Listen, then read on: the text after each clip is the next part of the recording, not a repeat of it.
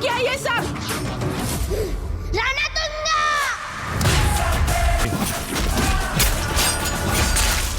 बिछी हुई लाशों में नापा जाता है। कौन है बे तू? जान की कीमत जानकर भी जान को जोखिम में डालने वाला।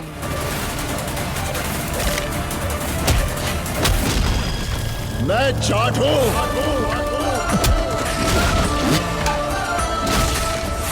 मैं तुझे और तेरी लंका को यहीं फूंक दूंगा। आजा, आई एम वेटिंग।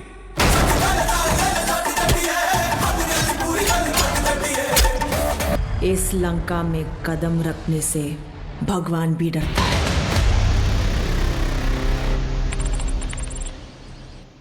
कहानी 2009 में शुरू होती है जब श्रीलंका में जाफना टाइगर फोर्स JTF का राज खत्म होता है। इस चाउस में एक मजदूर रणतुंगा रणदीप हुडा JTF के छोड़े हुए गोल्ड बिस्किट्स हासिल कर लेता है, लेकिन जब श्रीलंकन आर्मी उसे रोकती है तो रणतुंगा अपने आदमियों के साथ मिलकर उनका खात्मा कर देता है। ये कोई आम मजदूर नहीं बल्कि एक खतरनाक क्रिमिनल का जन्म है।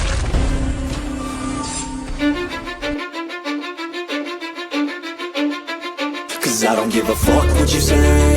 Yeah, I'ma do shit my way. So you can go kick rocks, I'ma stack bricks up, build what I want to make. अब वो आंध्र प्रदेश के मट्टुपल्ली गांव में अपना क्रिमिनल एम्पायर खड़ा करता है।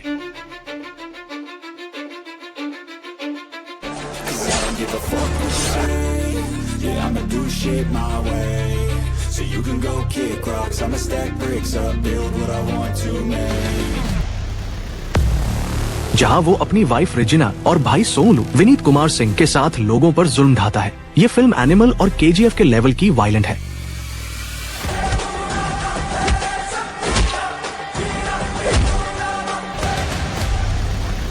अब कट टू प्रेजेंट डे। एक mysterious traveller brigadier Baldev Pratap Singh जो खुद को जाट कहता है, चेन्नई से नॉर्थ इंडिया जा रहा होता है ट्रेन में। ट्रेन चिराला आंध्र प्रदेश में रुकती है क्योंकि आगे एक एक्सीडेंट होता है। बलदेव बाहर निकलकर एक ढाबे पर इडली खाने जाता है।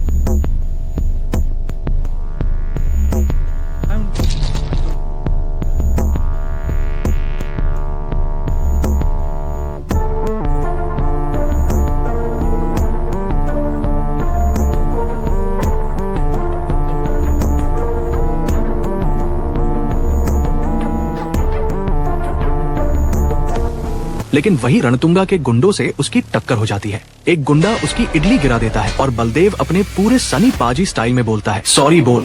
गुंडे मजाक उड़ाते हैं लेकिन बलदेव उन्हें एकदम गदर वाले अंदाज में पीट देता है। ये सीन इतना मासी है कि थिएटर में लोग खुद चिल्ला उठते हैं, पाजी मार दो इन्हें। बलदेव का सॉरी बोल मांगना सिर्फ इडली के लिए नहीं है, ये उसकी फिलॉसफी है, रिस्पेक्ट और डिग्निटी। वो गुंडों को उठाकर सीधा रणतुंगा के भाई सोमलू के पास ले जाता है। सोमलू जो अपने भाई का राइट हैंड है, बलदेव को हल्के में लेता है, लेकिन पाजी उसे भी एक लेसन सिखा देते हैं। मेरे अन्ना को पता चला तो तेरा खून पी जाएगा। कौन है वो?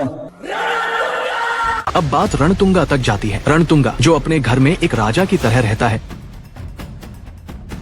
बलदेव से मिलता है और माफी मांग लेता है, लेकिन बलदेव को कुछ फिशी लगता है। उसे पता चलता है कि रणतुंगा के घर में फीमेल कॉप्स की फटी वर्दियां पड़ी हैं और गांव के लोग उसके जुल्म से कांप रहे हैं। यहीं से बलदेव का मिशन शुरू होता है। वो गांव की विजया लक्ष्मी सयामी खेत से मिलता है जो एक सोशल वर्कर है और रणतुंगा के खिलाफ आवाज उठाती है। विजया उसे बताती है कि रणतुंगा सिर्फ स्मगलिंग ही नहीं करता बल्कि गांव के लोगों खासकर औरतों पर अत्याचार करता है। बलदेव का खून खौल उठता है और वो एक वन मैन आर्मी बनकर रणतुंगा के एम्पायर को ध्वस्त करने का फैसला करता है। ये मूवमेंट फिल्म का टर्निंग पॉइंट है। सनी देओल का 2.5 किलो का हाथ अब साउथ में भी घूमने वाला है। एक्शन, इमोशन और रामायण का टच। फिल्म में एक रामायण का एंगल भी है जहां बलदेव को राम जैसा योद्धा और रणतुंगा को रावण जैसा विलेन दिखाया गया है। एक सीन में ओ राम श्री राम गाने के साथ बलदेव की एंट्री होती है जो राम नवमी के दिन रिलीज हुआ था। ये सीन इतना पावरफुल है कि आपको गूज बम्स आ जाएंगे। सेकेंड हाफ में फिल्म थोड़ी देर के लिए ट्रैक से उतरती है। रणतुंगा बलदेव को चैलेंज करता है कि वो शाम से पहले उसे घुटनों पर ले आएगा। यहाँ कुछ सीन्स थोड़े स्ट्रेच लगते हैं और वायलेंस का लेवल इतना हाई है कि आप सोच में पड़ जाएंगे।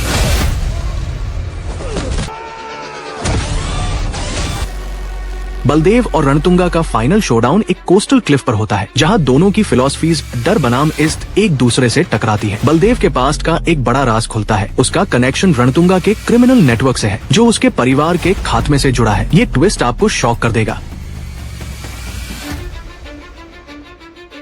बलदेव रणतुंगा को एक ब्रूटल फाइट में हरा देता है और गांव के लोगों को आजादी मिलती है। लेकिन फिल्म का अंत एक सवाल छोड़ता है, क्या ये इंसाफ था या सिर्फ एक वायलेंस को दूसरे ने रिप्लेस किया? ये थी जाट की पूरी कहानी, एक इडली से शुरू हुआ सफर जो एक एम्पायर के खात्मे तक गया। सनी देओल का बुलडोजर मोड, रणदीप हुडा का विलेन वाला अंदाज और गोपी चंद मालिनेनी का डायरेक्शन इस फिल्म को एक मासी धमाका बनाते हैं। अगर ये एक्सप्लेनेशन पसंद आया तो लाइक, शेयर और सब्सक्राइब करना ना भूलना। मिलते हैं अगले वीडियो में, तब तक के लिए 2.5 किलो का हाथ अब साउथ देखेगा।